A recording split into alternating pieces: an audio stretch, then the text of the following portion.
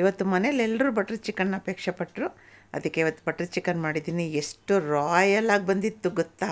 ಇಂಥ ಈಸಿ ರೆಸಿಪೀಸ್ಗೆಲ್ಲ ನಾವು ಹೋಗಿ ಹೋಟೆಲಲ್ಲಿ ಅಷ್ಟೊಂದು ದುಡ್ಡು ಕೊಟ್ಟು ತಿಂತೀವಿ. ನೀವು ಮನೇಲಿ ಟ್ರೈ ಮಾಡಿ ನೋಡಿ ಎಷ್ಟು ಚೆನ್ನಾಗಿರುತ್ತೆ ಅಂತ. ವಿಡಿಯೋನ ನಿಧಾನವಾಗಿ ಒಂದೊಂದು ಐಟಮ್ಸ್ ತೋರಿಸಿ ಹೇಳಿದ್ದೀನಿ. ವಿಡಿಯೋ ದೊಡ್ಡದಾಗಿದೆ ಅಂತ ಬೈಕೋಬೇಡಿ. ನಿಧಾನವಾಗಿ ಒಂದೊಂದೇ ಐಟಮ್ಸ್ ನೋಡಿಕೊಂಡು ಮಾಡ್ಕೊಳ್ಳೋಣ. ಹಾಯ್ ಫ್ರೆಂಡ್ಸ್, ಪ್ರಭಾಪರ ರೆಸಿಪಿಗೆ ಸ್ವಾಗತ. ಬನ್ನಿ ವಿಡಿಯೋ ಶುರು ಮಾಡೋಣ. ಮೊದಲಿಗೆ ಚಿಕನ್ನು 3/4 kg, 2 ಚಕ್ಕೆ, 4 ಲವಂಗ, 2 ಏಲಕ್ಕಿ, ಪುಡಿ ಉಪ್ಪು 1 tea spoon, red chilli powder 1 tea spoon, ಅರಿಶಿನ ಪುಡಿ 1 ಟೀ ಸ್ಪೂನ್, ಗಟ್ಟಿ ಮೊಸರು 3 ಚಮಚ, ಲೆಮನ್ ಜ್ಯೂಸ್ 2 ಚಮಚ. ಇದೆಲ್ಲನೂ ಮ್ಯಾರಿನೇಷನ್ಗೆ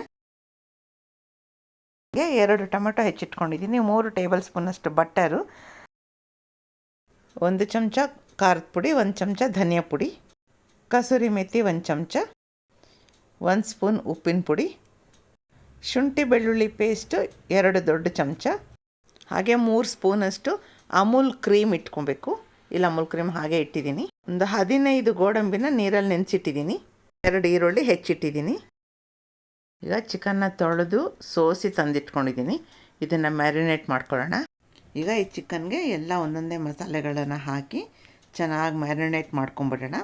ಮೊದಲಿಗೆ ಧನಿಯಾ ಪುಡಿ, ಖಾರದ ಪುಡಿ, ಅರಿಶಿನದ ಪುಡಿ, ಲಿಂಬೆಹಣ್ಣಿನ ರಸ, ಉಪ್ಪು ಎಲ್ಲ ಹಾಕ್ಕೊಂಡು ಮೊಸರನ್ನು ಹಾಕ್ಕೊಂಡು ಚೆನ್ನಾಗಿ ಇದನ್ನು ಮಿಕ್ಸ್ ಮಾಡಬೇಕು. ಮಿಕ್ಸ್ ಮಾಡಿ ನಾವು ಆ ಮಸಾಲೆ ರೆಡಿ ಮಾಡ್ಕೊಳ್ಳೋಷ್ಟೊತ್ತಿಗೆ ಇದು ಚೆನ್ನಾಗಿ ಮ್ಯಾರಿನೇಟ್ ಆಗುತ್ತೆ. ಈಗ ಅದನ್ನು ಪಕ್ಕಕ್ಕೆ ಎತ್ತಿಟ್ಬಿಟ್ಟು ಸ್ಟವ್ ಮೇಲೆ ಒಂದು ಕಡಾಯಿ ಇಟ್ಟು ದೊಡ್ಡ ಟೇಬಲ್ ಸ್ಪೂನಲ್ಲಿ 1 ಸ್ಪೂನ್ ಎಣ್ಣೆ ಹಾಕ್ತಾಯಿದ್ದೀನಿ. ಎಣ್ಣೆ ಚೆನ್ನಾಗಿ ಕಾದಿದ ಮೇಲೆ 1 ಬಟರ್ ಪೀಸನ್ನು ಇದಕ್ಕೆ ಹಾಕ್ತಾಯಿದ್ದೀನಿ. ಈಗ ಸ್ಟವನ್ನು ಫುಲ್ ಸಿಮ್ ಮಾಡಿಬಿಡಬೇಕು. ಬಟರೆಲ್ಲ ಚೆನ್ನಾಗಿ ಕರಗಿದ ಮೇಲೆ ಸ್ವಲ್ಪ ಈ ಥರ ಮಿಕ್ಸ್ ಮಾಡ್ಕೊಳ್ಳೋಣ ಸೌಟಲ್ಲಿ. ಈಗ ಇದಕ್ಕೆ ನಾವು ಮ್ಯಾರಿನೇಟ್ ಮಾಡಿ ಇಟ್ಕೊಂಡಿರೋಂಥ ಎಲ್ಲ ಚಿಕನ್ ಪೀಸನ್ನು ಇದಕ್ಕೆ ಹಾಕ್ಕೊಂಡು ಚೆನ್ನಾಗಿ ಅದನ್ನು ಫ್ರೈ ಮಾಡ್ಕೊಳ್ಳೋಣ. ಎಲ್ಲ ಬಟರು ಎಣ್ಣೆ ಎಲ್ಲ ಇದಕ್ಕೆ ಎಲ್ಲ ಹೊಂದ್ಕೋಬೇಕು. ಆ ಥರ ಇದನ್ನು ತಿರುಗಿಸ್ಕೊಳ್ಳೋಣ. ಒಂದು ಸ್ವಲ್ಪನೂ ನೀರು ಹಾಕೋದು ಬೇಡ. ಇದರೊಳಗಿಂದನೇ ನೀರು ಬರೋಕ್ಕೆ ಶುರುವಾಗುತ್ತೆ. ಮುಚ್ಚಳ ಮುಚ್ಚಿ ಒಂದು 10 ನಿಮಿಷ ಇದನ್ನು ಪಕ್ಕದ ಸ್ಟವಲ್ಲಿಟ್ಟು ಚೆನ್ನಾಗಿ ಇದನ್ನು ಬೇಯಕ್ಕೆ ಬಿಟ್ಬಿಡೋಣ. ಆ ಪಾತ್ರೆನ ಪಕ್ಕದ ಸ್ಟವ್ ಮೇಲಿಟ್ಟು ಇವಾಗ ಇಲ್ಲಿ ಇನ್ನೊಂದು ಪಾತ್ರೆ ಇಟ್ಟಿದ್ದೀನಿ. ಇದಕ್ಕೆ 1 ಪೀಸ್ ಬಟರ್ನ ಹಾಕ್ಕೊಳ್ತಾ ಇದ್ದೀನಿ. ಹಾಕ್ಕೊಂಡು ಗರಂ ಮಸಾಲೆ ಎಲ್ಲ ಇದಕ್ಕೆ ಹಾಕ್ಕೊಂಬಿಡೋಣ. ಚಕ್ಕೆ, ಲವಂಗ, ಹಾಗೆಯೇ ಏಲಕ್ಕಿ ಹಾಕ್ಕೊಂಡು ಚೆನ್ನಾಗಿ ಹುರಿದು ಈರುಳ್ಳಿ ಇದಕ್ಕೆ ಹಾಕೋಣ. ಚೆನ್ನಾಗಿ ಈರುಳ್ಳಿ ಸ್ವಲ್ಪ ಬಣ್ಣ ಬದಲಾಯಿಸೋವರೆಗೂ ಹುರ್ಕೋಬೇಕು. ಈರುಳ್ಳಿ ಬೇಗ ಬೇಯಲಿ ಅಂತ ಸ್ವಲ್ಪ ಮುಚ್ಚಳ ಮುಚ್ಚಿಟ್ಟು ಬೇಯಿಸ್ತಾ ಇದ್ದೀನಿ. 1 ನಿಮಿಷ ಮುಚ್ಚಿಟ್ಟರೆ ಸಾಕು. ನೋಡಿ ಈಗ ಈರುಳ್ಳಿ ಬೆಂದಾಗಿದೆ. ಇದಕ್ಕೆ ಶುಂಠಿ ಬೆಳ್ಳುಳ್ಳಿ ಪೇಸ್ಟ್ ಹಾಕ್ಕೊಳ್ತಾ ಇದ್ದೀನಿ. ಶುಂಠಿ ಬೆಳ್ಳುಳ್ಳಿ ಪೇಸ್ಟ್ ತಳ ಹಿಡಿದೇ ಇರೋ ಥರ ಕೈ ಆಡಿಸ್ತಾನೆ ಇರಬೇಕು. ಶುಂಠಿ ಬೆಳ್ಳುಳ್ಳಿದು ಹಸಿ ವಾಸನೆ ಎಲ್ಲ ಹೋಗಿದಾದಮೇಲೆ ಟೊಮೆಟೊ ಹಾಕ್ಕೊಳ್ತಾ ಇದ್ದೀನಿ. ಇಲ್ಲಿ ನೀವು ಗಮನಿಸಬೇಕಾಗಿರೋವಂಥ ವಿಷಯ ಅಂದರೆ ತುಂಬ ಹಣ್ಣಾಗಿರೋವಂಥ ಟೊಮೆಟೊ ಮಾತ್ರ ಉಪಯೋಗಿಸಿ, ಇಲ್ಲಾಂದರೆ ಅದು ಬೇಗ ಬೇಯೋದಿಲ್ಲ. ಈ ಥರ ಹಣ್ಣಾಗಿರೋದನ್ನು ಉಪಯೋಗಿಸ್ಕೊಂಡು ಚೆನ್ನಾಗಿ ಈಗ ಫ್ಲೇಮ್ ಕೂಡ ಅಷ್ಟೇ, ತುಂಬ ಹೈಯಲ್ಲೂ ಬೇಡ, ತುಂಬ ಮೀಡಿಯಮಲ್ಲಿ ಬೇಡ, ಆ ಥರ ಇಟ್ಕೊಂಡು ಬೇಯಿಸ್ಕೋಬೇಕು. ಈ ಥರ ಮುಚ್ಚಳ ಮುಚ್ಚಿ 2 ರಿಂದ 3 ನಿಮಿಷ ಬೇಯಿಸಿದರೆ ಟೊಮೆಟೊ ಬೇಗ ಬೆಂದೋಗುತ್ತೆ. ಈಗ ಇದಕ್ಕೆ ರುಬ್ಬಿದ ಗೋಡಂಬಿ ಹಾಕ್ತಾಯಿದ್ದೀನಿ. ನೀವು ಬೇಕಿದ್ದರೆ ಹಾಗೆ ಇದಕ್ಕೆ ಗೋಡಂಬಿ ಸೇರಿಸಿ ಸ್ವಲ್ಪ ಎಣ್ಣೆನಲ್ಲಿ ಹುರಿದು ಆಮೇಲೆ ಹಾಕಿದ್ರೂ ಚೆನ್ನಾಗಿರುತ್ತೆ. ಬಟ್ ಈ ಥರ ಮಾಡೋದ್ರಿಂದ ಫ್ಲೇವರ್ ತುಂಬ ಚೆನ್ನಾಗಿತ್ತು ನಾನು ಹೋದ್ಸತಿ ಮಾಡಿದಾಗ, ಅದಕ್ಕೆ ಆ ಥರನೇ ಮಾಡಿದ್ದೀನಿ. ಈಗೆಲ್ಲ ಚೆನ್ನಾಗಿ ಹುರಿದ್ಬಿಟ್ಟು ಸ್ಟವ್ ಆಫ್ ಮಾಡಿಬಿಡೋಣ. ಈಗ ಹುರಿದಿದ್ದ ಮಸಾಲೆ ಎಲ್ಲ ಸ್ವಲ್ಪ ತಣ್ಣಗಾದ್ಮೇಲೆ ಮಿಕ್ಸಿಗೆ ಹಾಕ್ಕೊಂಡು ಅದನ್ನು ರುಬ್ಕೊಂಡು ಬರ್ತೀನಿ. ಬಾಣಲಿ ತೊರೆದು ಸ್ವಲ್ಪ ನೀರು ಕೂಡ ಇದಕ್ಕೆ ಹಾಕ್ಕೊಳ್ಳೋಣ. ಈಗ ಮಸಾಲೆ ರುಬ್ಬಿ ಆಗಿದೆ. ತುಂಬ ತರಿಯಾಗೂ ಇರಬಾರ್ದು, ತುಂಬ ನುಣ್ಣಗೂ ಇರಬಾರ್ದು. ನೋಡಿ ಇಷ್ಟಿದ್ರೆ ಸಾಕು. ಈಗ ಮಸಾಲೆ ಹುರಿದಿದ್ದ ಪಾತ್ರೆಗೇ ನಾವು ಬೇಯಿಸಿರುವಂಥ ಚಿಕನ್ ಎಲ್ಲ ಇದಕ್ಕೆ ಹಾಕ್ಕೊಳ್ತಾ ಇದ್ದೀನಿ. ಈ ಬೆಂದಿರುವಂಥ ಚಿಕನ್ಗೆ ಮಿಕ್ಸಿನಲ್ಲಿದ್ದಿದ್ದ ಮಸಾಲೆ ಎಲ್ಲ ಹಾಕ್ಕೊಳ್ಳೋಣ. ಸ್ವಲ್ಪ ಮಿಕ್ಸಿ ತೊಳೆದಿದ್ದ ನೀರು ಕೂಡ ಹಾಕ್ತೀನಿ. ರುಬ್ಬಿದ ಮಸಾಲೆ ಹಾಗೂ ಬೇಯಿಸಿರೋ ಚಿಕನ್ 2 ಚೆನ್ನಾಗಿ ಹೊಂದ್ಕೊಳ್ಳೋ ಥರ ಮೀಡಿಯಮ್ ಫ್ಲೇಮಲ್ಲಿ ಚೆನ್ನಾಗಿದೆನ ಮಿಕ್ಸ್ ಮಾಡಬೇಕು. ಇದೆರಡು ಚೆನ್ನಾಗಿ ಮಿಕ್ಸ್ ಆದಮೇಲೆ 1.5 ಚಮಚ ಸಕ್ಕರೆ ಹಾಕ್ತಾಯಿದ್ದೀನಿ. ಇದು ಹಾಕೋದ್ರಿಂದ ಟೇಸ್ಟು ತುಂಬ ಚೆನ್ನಾಗಿ ಎನ್ಹ್ಯಾನ್ಸ್ ಆಗುತ್ತೆ. ಈಗ ಸಕ್ಕರೆ ಎಲ್ಲ ಕರಗೋವರೆಗೂ ಸಿಮ್ಮಲ್ಲಿ ಕುದಿಸ್ಕೋಬೇಕು. ನೋಡಿದ್ರಲ್ಲ ಫ್ರೆಂಡ್ಸ್, 2 ಸ್ಟೆಪ್ಪು. ಒಂದು ಮಸಾಲೆ ಹುರಿಯೋದು, ಒಂದು ಚಿಕನ್ ಮ್ಯಾರಿನೇಟ್ ಮಾಡಿ ಕುದಿಸ್ಕೊಳ್ಳೋದು.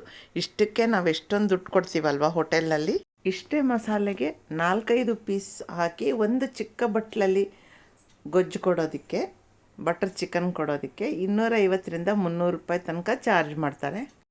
ಈಗ ಇದೇ ಥರನೇ ಮಿಕ್ಸ್ ಮಾಡಿಕೊಂಡು ಉಪ್ಪು ಖಾರ ಎಲ್ಲ ಸರಿ ಇದೆಯಾ ನೋಡ್ಕೊಳ್ಳಿ. ಅಕಸ್ಮಾತ್ ಉಪ್ಪು ಖಾರ ಏನಾದರೂ ಸ್ವಲ್ಪ ಕಡಿಮೆ ಇದ್ದರೆ ಮಿಕ್ಸ್ ಮಾಡ್ಕೋಬೋದು. ನೋಡಿ ಚಿಕನ್ ಎಷ್ಟರ ಮಟ್ಟಿಗೆ ಸಾಫ್ಟಾಗಿ ಒಳ್ಳೆ ಆಲೂಗಡ್ಡೆ ಥರ ಬೆಂದೋಗಿದೆ. ಈಗ ಇದಕ್ಕೆ ಉಳಿದಿದ್ದ ಇನ್ನೊಂದು ಪೀಸ್ ಬಟರ್ ಇತ್ತಲ್ವ, ಅದನ್ನು ಕೊನೆಯಲ್ಲಿ ಹಾಕ್ಕೊಳ್ತಾನೆ.